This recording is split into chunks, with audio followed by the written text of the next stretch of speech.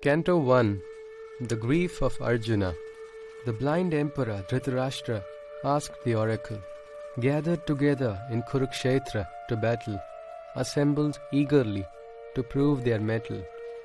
The Pandavas and my Kauravas poised for a fight. O Sanjay, what happened there? Share your divine sight.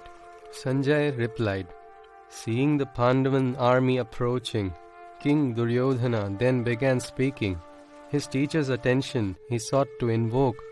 To Dronacharya, the following words he spoke. O Acharya, behold and cast your glance at the Pandavan army's battle stance. The sons of Pandu and Drupad have thus arrayed. See the battle formation that they have arranged. Here stand in the battlefield the mighty warriors, the great military heroes and archers. To Arjuna and Bhima, they are equal in skill and might. Yuyudhana, Virat, and Chief Drupad are all ready to fight. Along with them are also lined the valiant Drishtaketu, the king of Kashi, and Chakitan, and the most brave amongst men, Purujit, Kuntibhoj, and Shaivya, all warriors brilliant. Uttamauja, the strong and the achiever, Yudhamanyu, the son of Subhadra, the young Abhimanyu, also marshalled are Draupadi's 5 warrior sons, all exemplary generals in their own bastions.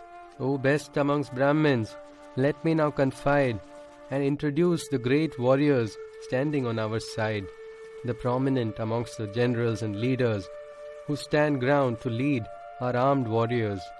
Yourself, the mighty grandfather Bhishma, Karna, and the undefeated Acharya Kripa, each greatest amongst masters, matched by none.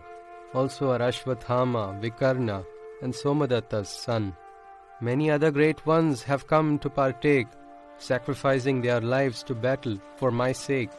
The advanced specialists of all forms of weapons have come to battle, all of them victors and veterans. With Bhishma as guardian, our army is unmatchable, peerless in combat, and looks highly unbeatable.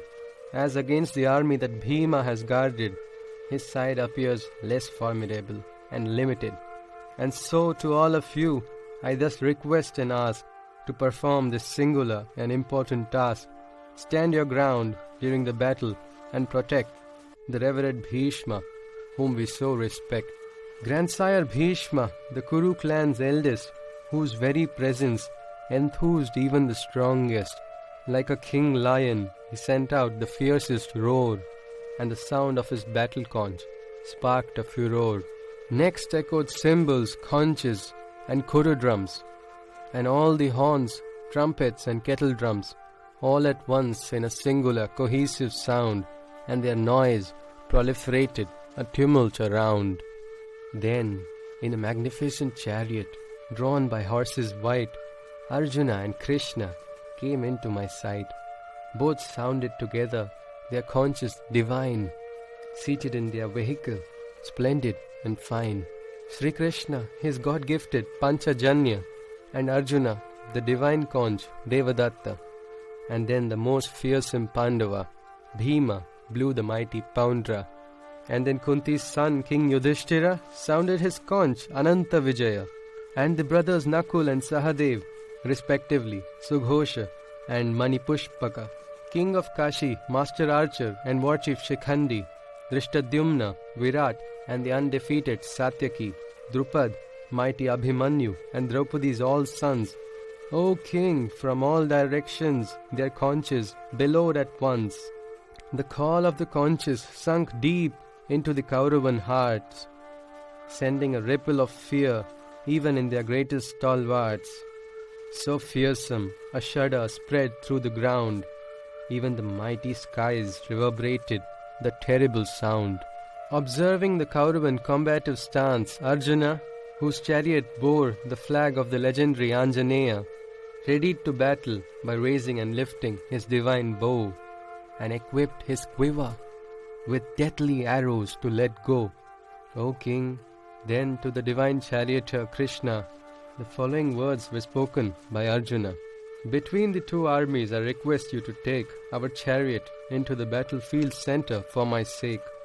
Unless this warfield I closely observe and see, those who desire to wage the battle against me.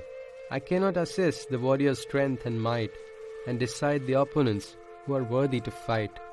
All those who have thus gathered here, I wish to see all the warriors from near, the alliance of well-wishers that has combined to support the cause of Duryodhana's false mind.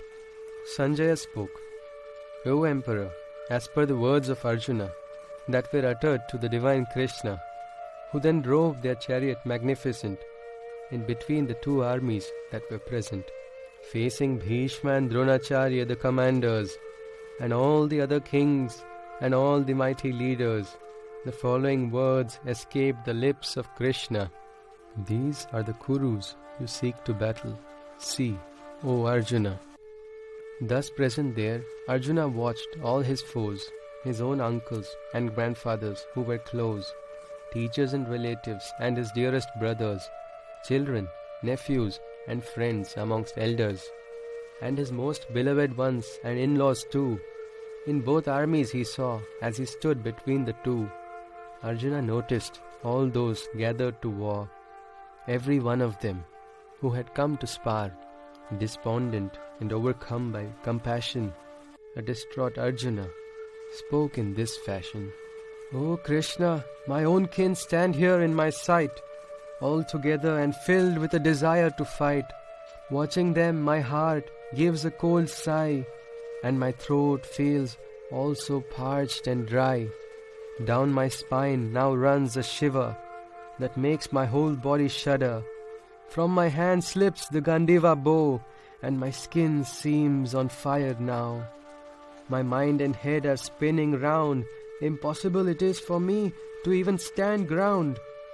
Even all the signs that I observe, O Krishna, they seem so adverse. I see absolutely no fame or pride in killing anyone on either side. O Krishna, I desire not a victory, nor the comforts of a territory. Any kingdom or lordship acquired in this way, would it not be a waste? What else of it can I say? For my dearest ones, whose very sake these kingly comforts I desire, with their lives and wealth at stake, they stand here in the line of fire. My teachers, brothers and my children, nephews, in-laws and grandchildren, my elders and likewise grandfathers, and many other family members. O Krishna, to kill them I desire not. Such a crime in life I have never sought. Not for ruling the three realms of earth. Surely, is such a lordship any worth? O Krishna, by killing Dhritarashtra's sons, what happiness is there for me to gain? I will only suffer for my sins with pain, for murdering these impetuous ones. O Krishna, it doesn't seem fit. What satisfaction will I thus merit? Waging war against them, what can I win? For I shall then be killing my own kin, even if they don't in this way perceive or see. However corrupt their greedy minds may be, the worst of sins is incurred from this felony that is acquired from the carnage of friends and family. Why shouldn't I think in this manner to escape from a sin I wish not to incur? For this terrible sin of killing one's own, to us its consequences are already known. The act of killing of one's own clan destroys our ancient ethical code for man, and when the ethics of man get annihilated in his posterity, the sin gets proliferated. And O Krishna, in a household that is sinned, the women members only suffering you find, and when the women are afflicted, the balance of society gets affected. In the lives of such sinners only hell descends, and in their families too it extends, even those who received the libations and rise. The ancestors fall in stature even after their demise. These sinners and destroyers of families bring forth to the society loss and tragedies. By destroying the ancient code of the human race, they break families and spread disgrace. Those whose code of duty is vanquished, the fates of such men are sealed and finished. They are doomed for eternity to dwell and suffer for their actions in the realms of hell. How did we agree to commit this sin? Just for the kingly comforts we desired to win? Our own clan did we seek to kill. Alas, this terrible feat, why did we will? If I faced their armies unarmed, and by Kauravan weapons I get killed, I would still retain some glory by allowing them to claim a victory. Sanjay spoke. After saying so, Arjuna, amidst the war field, his bow and arrows he refused to wield. He dropped down onto his chariot's seat. In delusion, he had already accepted defeat.